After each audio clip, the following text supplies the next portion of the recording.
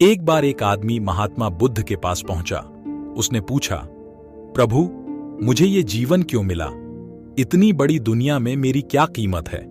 बुद्ध मुस्कुरा दिए और उस आदमी को एक चमकीला पत्थर देते हुए बोले कि जाओ, पहले इसका मूल्य पता करके आओ, लेकिन इसे बेचना मत, केवल मूल्य पता करना। वो आदमी सबसे पहले उस पत्थर को लेकर एक फल वाले के पास गया और उसे पत्थर दिखाते हुए बोला, इसकी कीमत क्या होगी? फल वाला पत्थर को देखते ही समझ गया कि ये कोई बेशकीमती पत्थर लगता है। फिर भी वह बनावटी आवाज में बोला कि मैं इसके बदले में 10 आम दे सकता हूं। आदमी वहां से चला गया और एक सब्जी वाले के पास पहुंचा, जिसने कहा कि मैं इसके बदले 1 बोरी आलू दे सकता हूं। अब उस आदमी को यह मालूम पड़ चुका था कि यह पत्थर वाकई में कीमती है, और फिर वो उसे लेकर एक हीरे के व्यापारी के पास पहुंचा। व्यापारी पत्थर को देखकर अचंभित रह गया।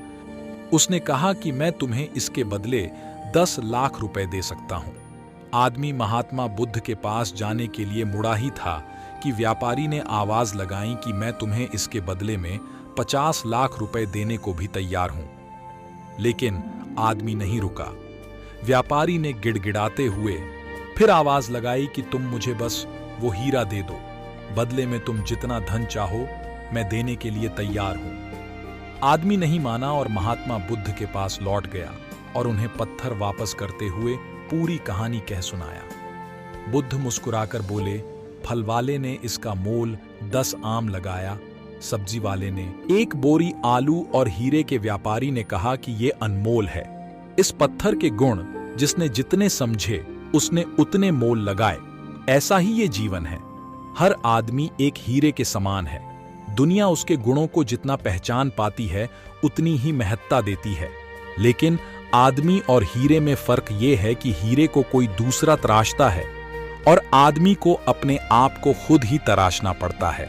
तुम भी अपने भीतर के गुणों को तराशो, तुम्हें पहचानने वाला भी कोई न कोई मिल ही जाएगा। उस आदमी को सारी बात समझ में आ गई और उसने महात्मा का धन्यवाद किया।